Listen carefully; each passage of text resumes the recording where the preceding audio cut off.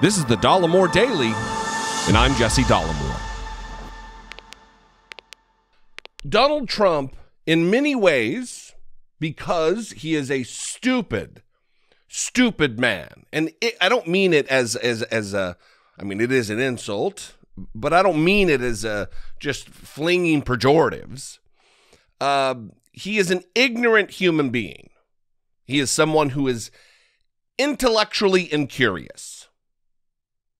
From the very beginning, when he said that he's heard a lot about Frederick Douglass and he's doing some good things, talking about Frederick Douglass as though he was a contemporary character, alive. I mean, there's been how many instances of Donald Trump putting his foot right into his stupid sock? Constant. He's stupid. He's ignorant. He doesn't have intellectual curiosity.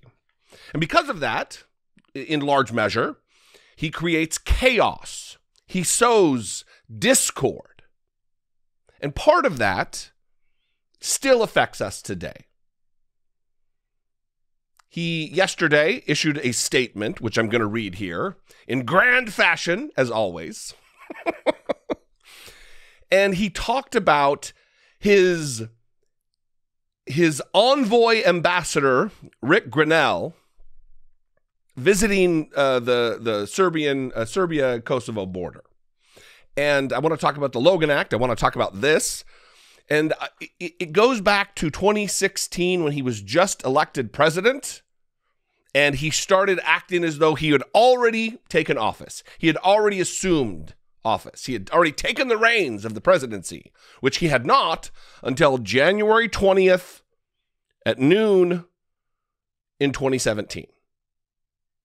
And we can't have two governments at the same time. There is no co-CEO situation. There isn't two presidents sitting at one given moment. We have one country, one government, one diplomacy, one interest being looked after. So I'm going to read from this statement, and we'll move from there. Here we go. Are you ready? Statement by Donald J. Trump, 45th President of the United States of America. I think they're getting better. I think I'm getting better at it. Here's the statement. The great people of Serbia and Kosovo have overcome tremendous obstacles in their pursuit of economic normalization. The agreements my administration brokered are historic and should not be abandoned. Many lives are at stake. The region is too important and the people have waited too long for this work to be cast aside.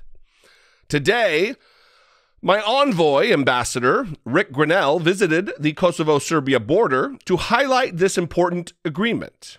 Just like we proved in the Middle East with the Abraham Accords, peace and economic normalization is possible, but it takes a sincere effort and unwavering leadership.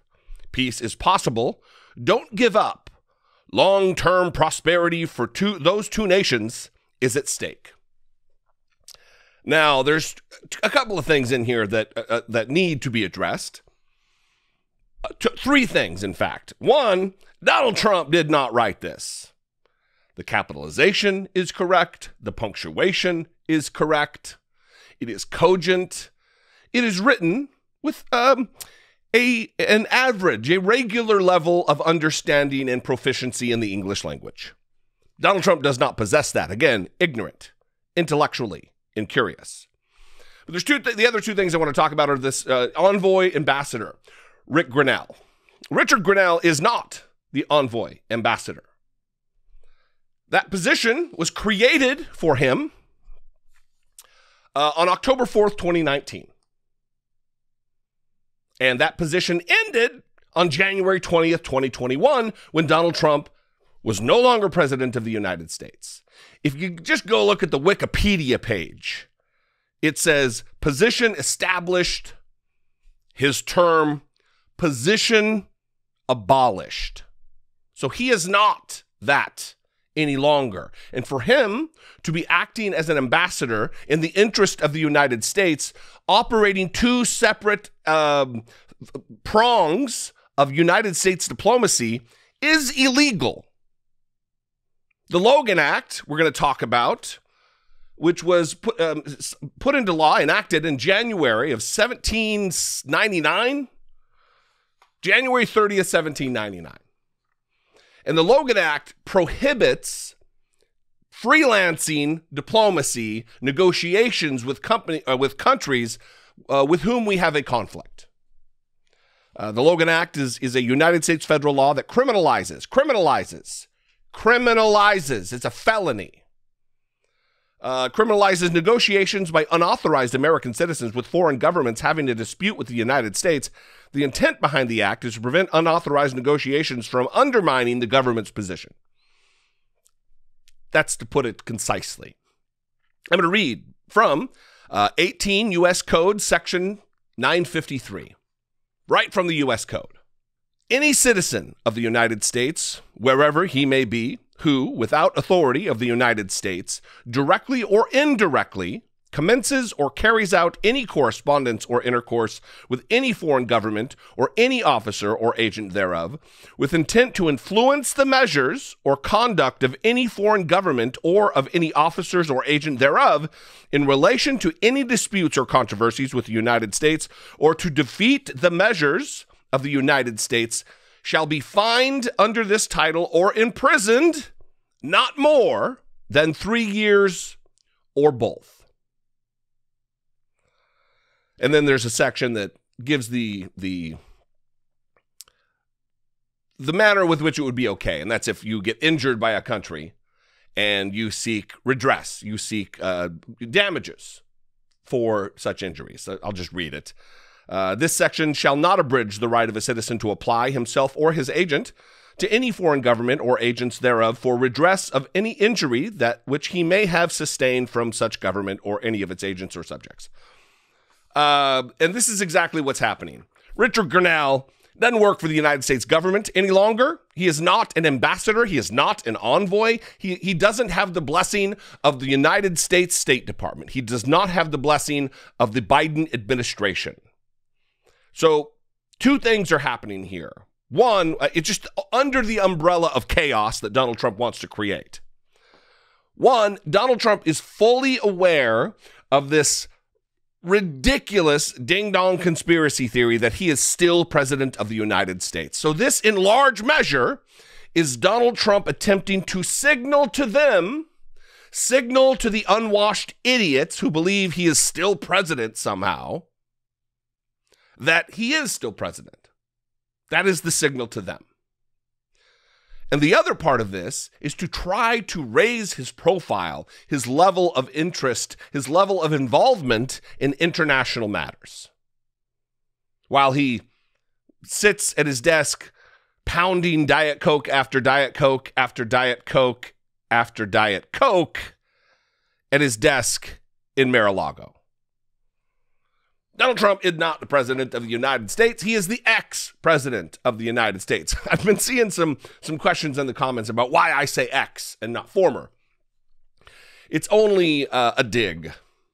There's little difference between ex and former. But usually when you use the word ex, it denotes something negative. It's not your former wife, it's your ex-wife. You're not a former con, you're an ex-con. There's just something a little extra when you say ex. That's why I use the term. So where are we with this? The Rick Grenell thing. What's the Justice Department going to do? Is there going to be an investigation? Or once again, are we going to look the other way while Donald Trump acts lawlessly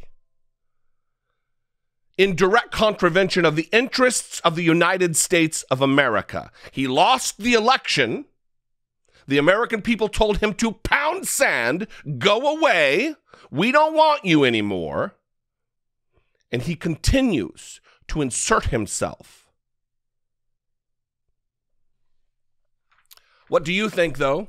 I would like to know. You can call, leave me a voicemail, 714-576-4054. Of course, you can email me daily at dollemore.com.